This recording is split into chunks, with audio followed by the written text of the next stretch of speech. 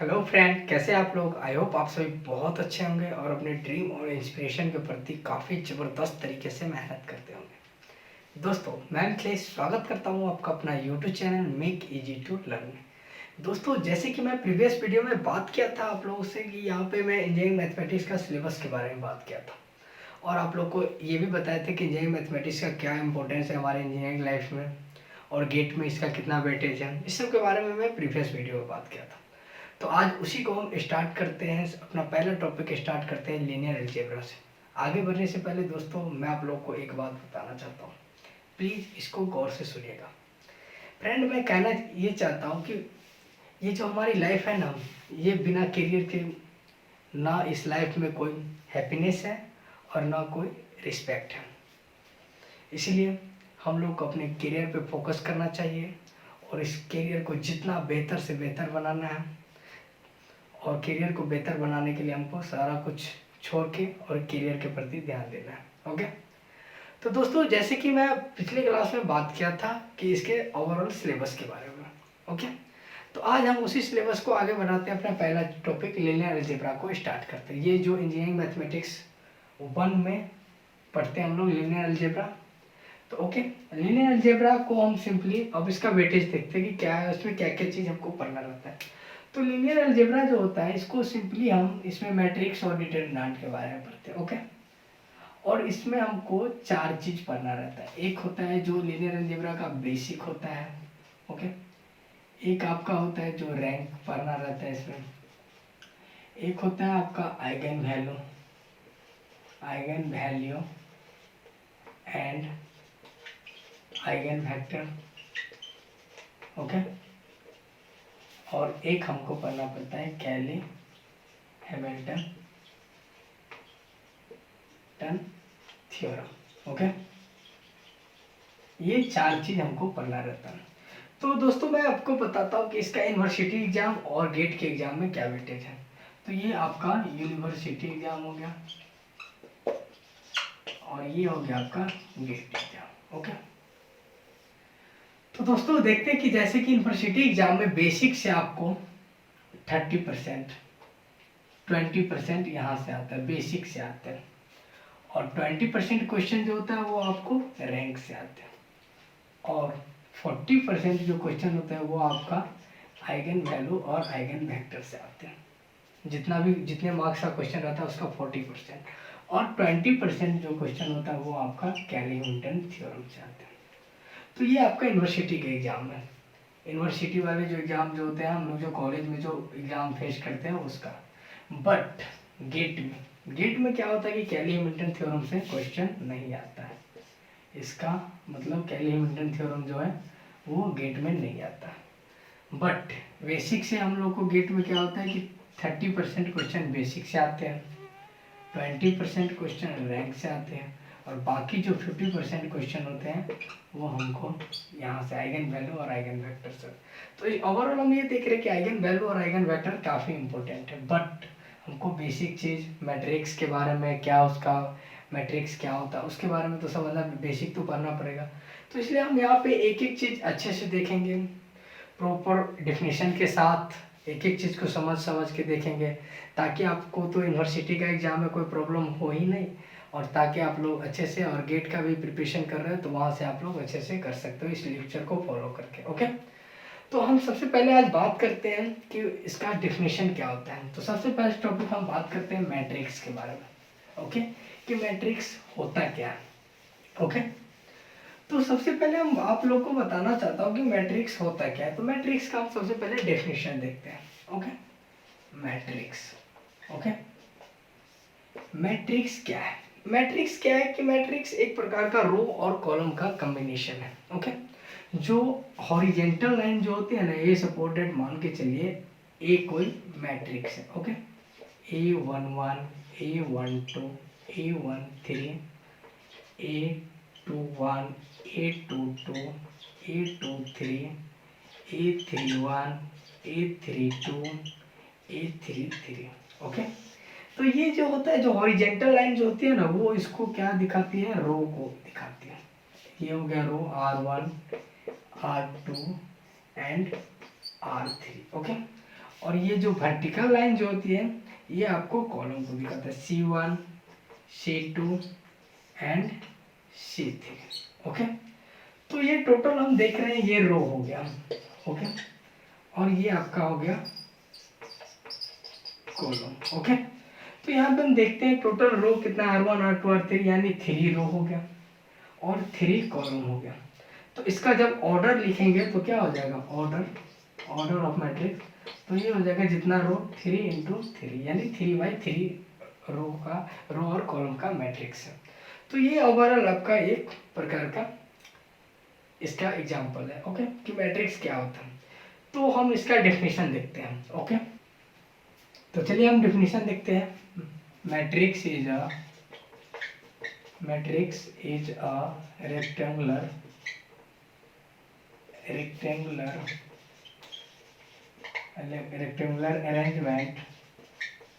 arrangements of numbers. These numbers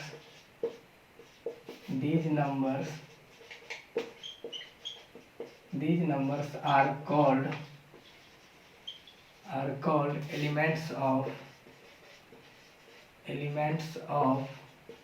elements of matrix।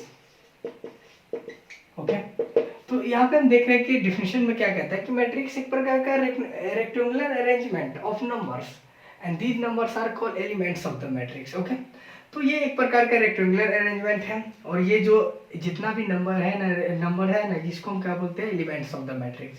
Simply जो elements जो horizontal elements होते हैं उसको हम रो बोलते हैं और जो वर्टिकल एलिमेंट होता है उसको हम कॉलम बोलते हैं, जैसे कि आप लोग यहाँ पे एग्जाम्पल में देख सकते हो। ओके, तो फ्रेंड हम यहाँ पे जो ये एक चीज और बताना चाहता हूँ कि जैसे ये हो गया 3 बाई 3 ऑर्डर का, कभी भी मैट्रिक्स का जो नेमिंग होता है वो ऑर्डर से ही होता है। जैसे ए कोई मैट्रिक्स है तो ए 3 बाई 3 का मैट्रिक्स हो गया, तो ये इसका नेमिंग हो गया, जैसे 3 रो हो गया और 3 कॉलम हो गया। ओके, तो फ्रेंड हम आप लोग को एक चीज और बताता हूँ कि जैसे कि यहाँ पे जो एलिमेंट्स जो है ना, जो नंबर में यहाँ पे जो फर्स्ट ये जो आई और जे ये 2 सफिक्स है। ओके, इसको सिंपली हम ए आई और जे से बोलते हैं। ओके, तो ए आई जो होता है वो उसके किस रो में है और जे जो ये दिखाता है कि किस कॉलम में है। तो जैसे ये दिखा रहा A11 मतलब first row first column, simply ये सेकंड में है तो फर्स्ट, ये रो तो पहला ही है बट कॉलम इसका सेकंड है तो first row second column. Simply हम यहाँ पे देखते हैं A21 तो ये सेकंड रो और फर्स्ट कॉलम, ये सेकेंड रो और सेकेंड कॉलम। तो सिंपली हम ये जो दिखाता है, ये जो एलिमेंट जो है ये इसका ये मतलब ये दिखाते हैं कि किस रो और किस कॉलम में है। ओके, तो ये ओवरऑल आपका मैट्रिक्स क्या है और इसका डेफिनेशन के बारे में हम लोग समझ लिए। ओके, तो हम अब इससे आगे बढ़ते हैं और आप लोग को मैं बताता हूँ कि टाइप्स ऑफ मैट्रिक्स के बारे में बात करते हैं। ओके ओके, तो चलिए देखते हैं types of matrix.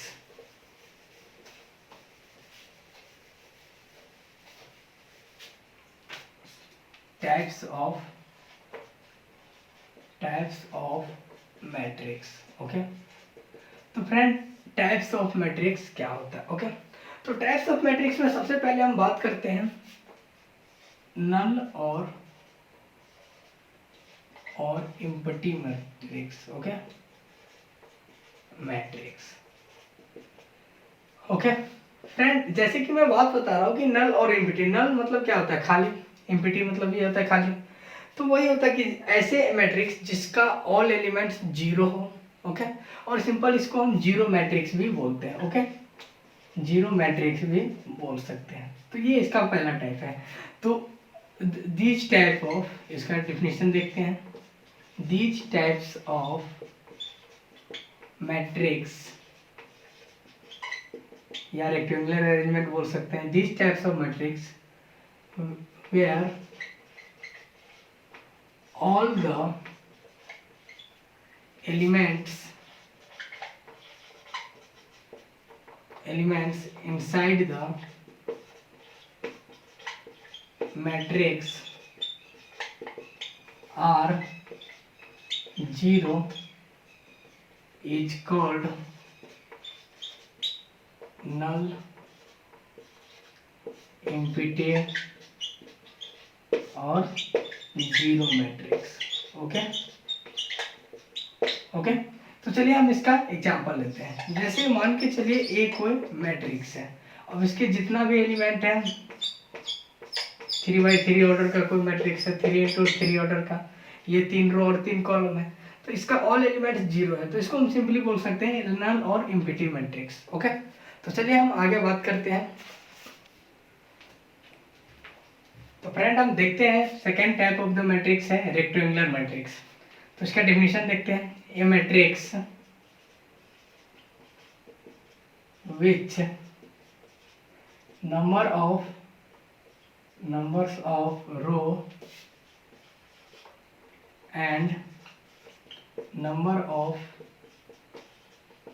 column are not equal to each other are called rectangular matrix. Okay, rectangular matrix. तो फ्रेंड हम जैसे कि इसका एक एग्जांपल लेके देखते हैं कि इसमें कहने का मतलब क्या है कि ऐसी मैट्रिक्स जिसमें नंबर ऑफ रो और नंबर ऑफ कॉलम दोनों इक्वल नहीं हो तो उसको बोलते हैं रेक्टेंगुलर मैट्रिक्स।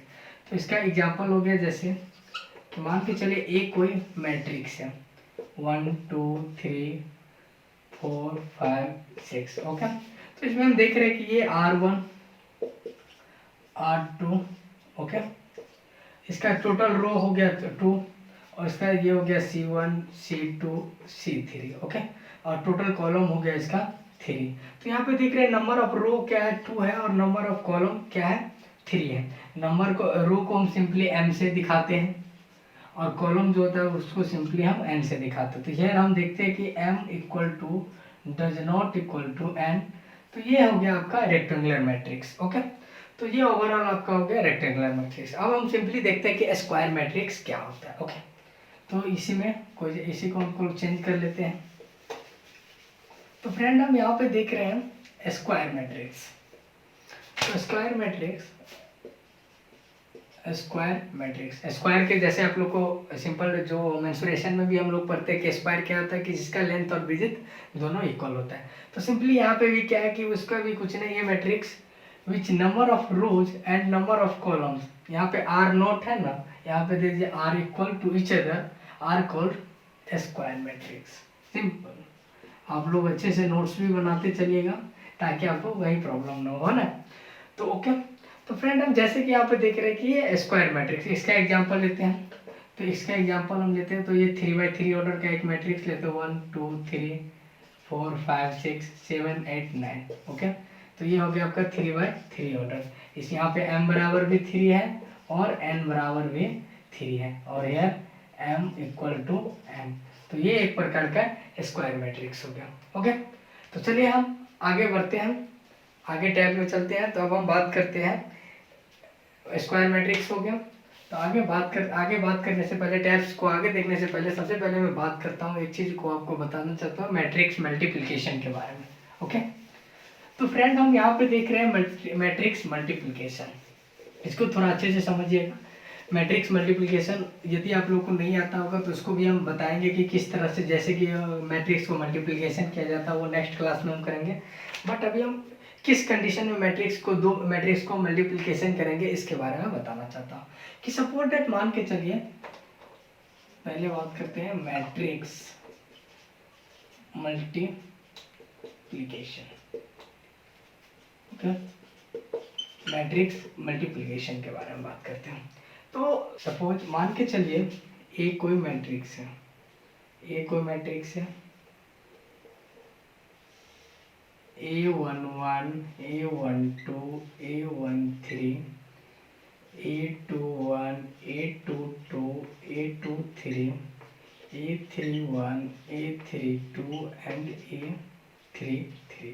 ओके, और सिंपली बी कोई और मैट्रिक्स है। ओके, तो बी मैट्रिक्स है B11 B12 B21 B22 B31 and B32। Okay, तो सिंपल हम यहाँ पे देख रहे हैं ये 3x3 ऑर्डर का मैट्रिक्स है। ओके, 3 रो 3 कॉलम है ना, 3 रो है 3 column.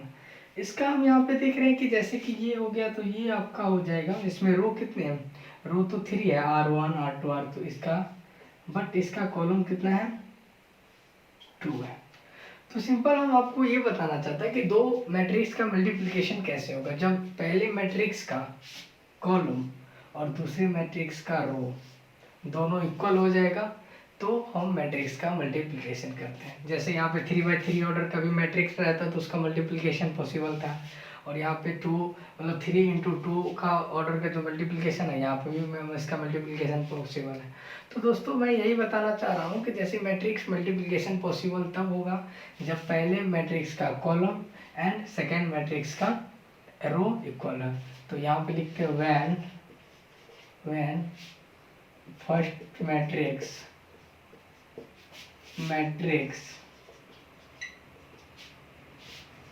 column equal to second matrix then multiplication is possible.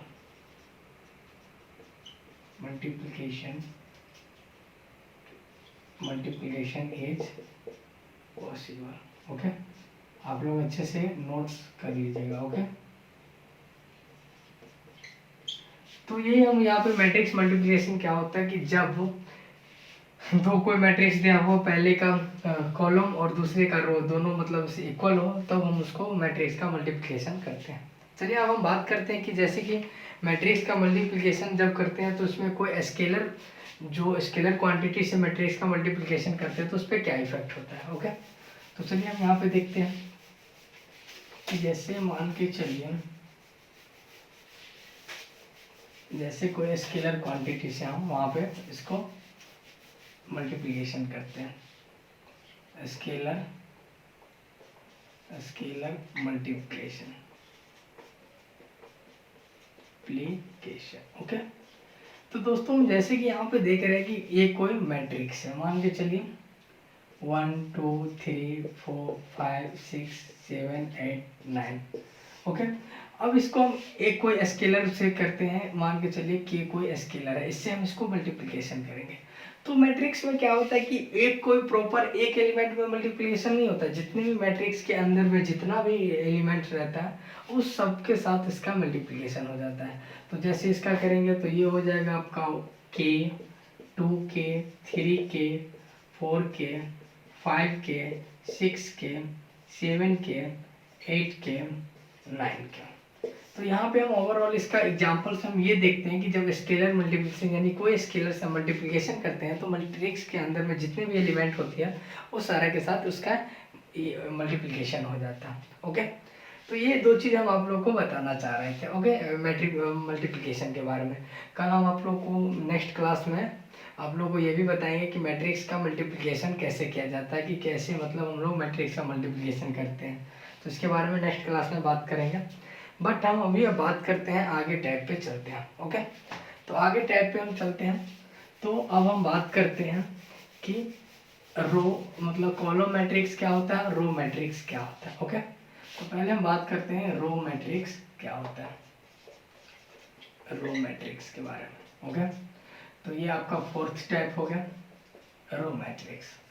तो रो मैट्रिक्स हम किसे करते हैं कि रो मैट्रिक्स हम किसे करते हैं। ओके, तो these types of matrix in which all elements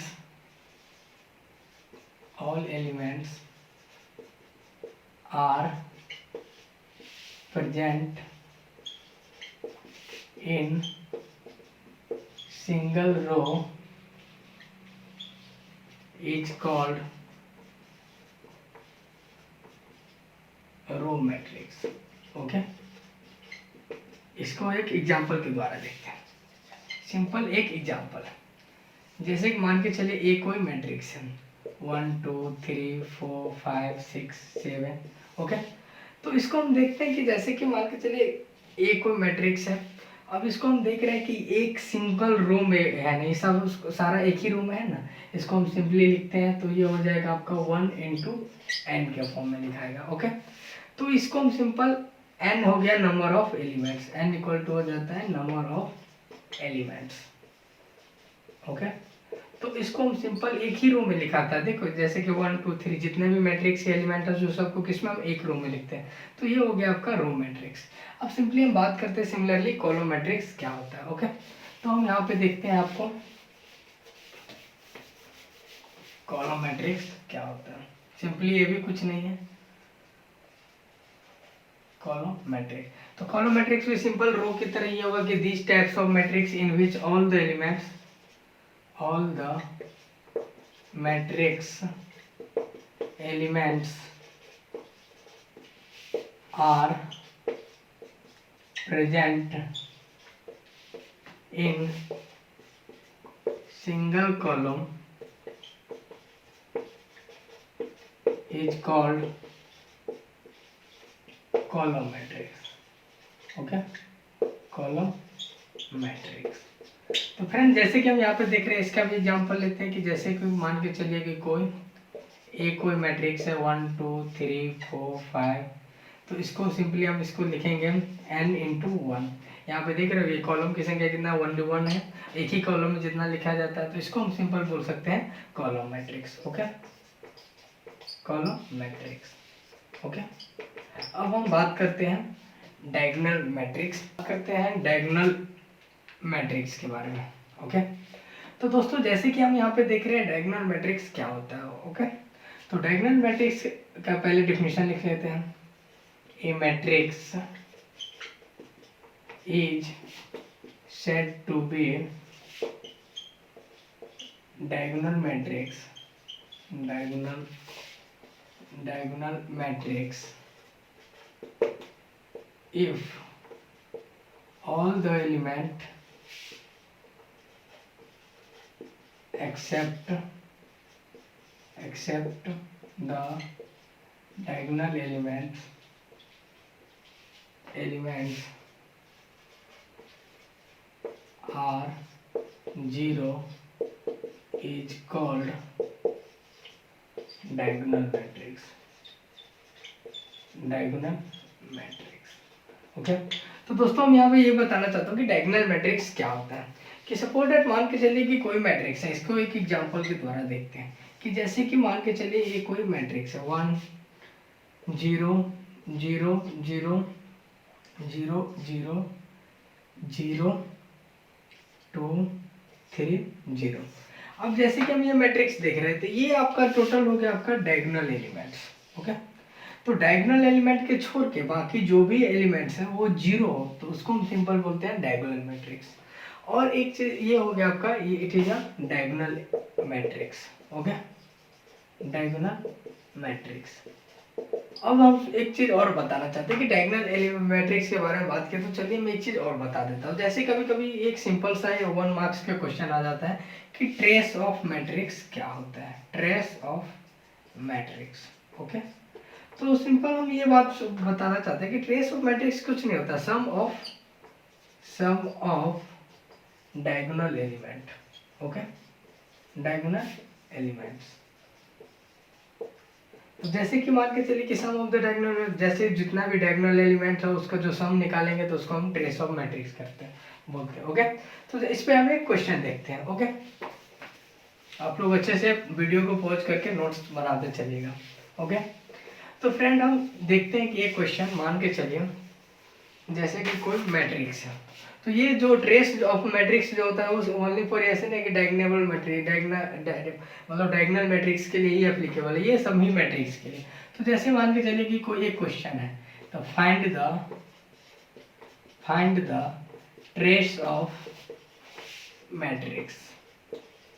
पता है ये क्वेश्चन एक बार गेट में भी आया था 1 मार्क्स के लिए, तो इसलिए इसको थोड़ा हमको ध्यान में रखना है। जैसे मान के चलिए ए कोई मैट्रिक्स है 1 2 3 4 5 6 7 8 9। ओके, तो ये कोई मैट्रिक्स है। अब इसका मान के चलिए कि हमको पूछना है कि find the trace of matrix. तो ट्रेस निकालने के लिए हमको पता है कि जो sum of the diagonal element, तो डायगोनल एलिमेंट ये है। अब इसका सम निकालेंगे तो इसीलिए trace of A equal to हो गया आपका टोटल, इसका सम निकालेंगे 1 + 5 + 9 इक्वल टू 516 और 9 हो गया आपका 15, तो टोटल इसका हो गया 15। तो ये हो गया आपका इसका ट्रेस ऑफ द मैट्रिक्स। तो ओके, तो चलिए हम अब आगे बात करते हैं स्केलर मैट्रिक्स क्या होता है।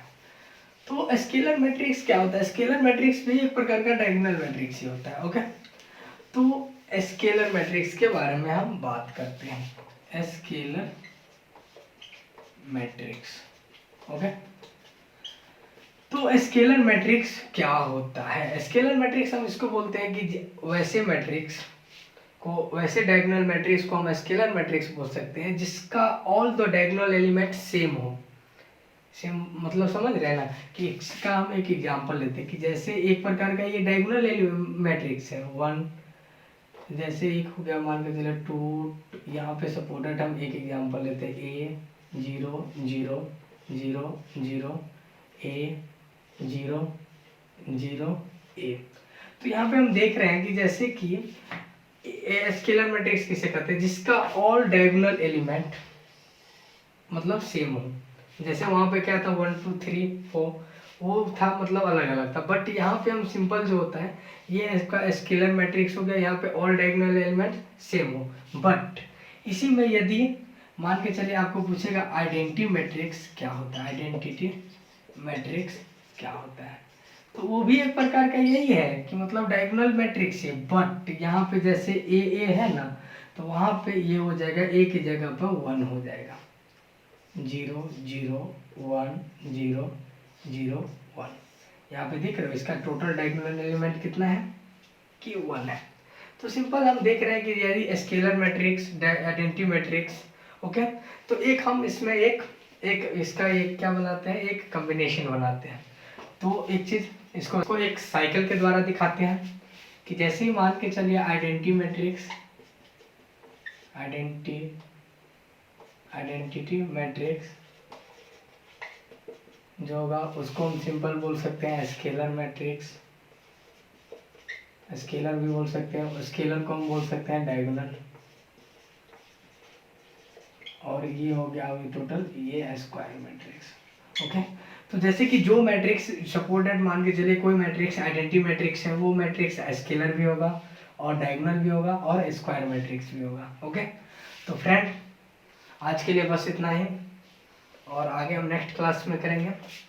जाते जाते आप लोग को एक हम काफ़ी इंस्पायरिंग कहानी सुनाना चाहता हूँ, उसको थोड़ा आप लोग अच्छे से सुनिएगा। ओके, आप लोग में से कुछ ऐसे भी स्टूडेंट हैं जो शायद क्रिकेट वगैरह के बारे में जानते भी हैं, कुछ ऐसे जो नहीं, खैर जानना या ना जानना इसका कोई बड़ी बात नहीं है। ओके, बट आप लोगों के लिए ये कहानी सुनाने का एक मोटिव है, मतलब क्या है कि मतलब मैं बताना चाहता हूँ, इसका जब सुनिएगा उसके बाद में बताऊँ कि जैसे कि आप लोग को जो जानते हैं उसको तो पता ही होगा कि जैसे 2018 में 2018 में जब इंग्लैंड, ऑस्ट्रेलिया और साउथ अफ्रीका के बीच में एक टेस्ट टूर्नामेंट चल रहा था। ओके, और उस जो टेस्ट चल रहा था ना उसमें एक सबसे बड़ी घटना ये हुआ था कि बॉल टेम्परिंग वाला जो, तो उसमें क्या हुआ था कि ऑस्ट्रेलियन कप्तान उस टाइम में था स्टीव स्मिथ और वाइस कैप्टन था डेविड वार्नर। ओके, तो जब बॉल टेम्परिंग वाला जो घटना आया सामने तो फिर उसका जांच हुआ, सारा कुछ हो गया।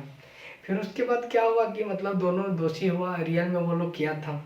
बाद में स्टीव स्मिथ खुद ही एक्सेप्ट किया कि हाँ मीडिया के सामने कि हाँ ये गलती मतलब हम ही किए थे और मेरे कहने पे ही बॉलर जो भी था मतलब वो उसका बॉल टेम्परिंग किया था। ओके, तब बाद में उसको वहाँ के जो क्या था मीडिया था उसको चीटर बोला, सब कुछ बोला, बहुत सारा बोला, और वो मतलब काफ़ी मतलब डिप्रेस हो गया था, समझे।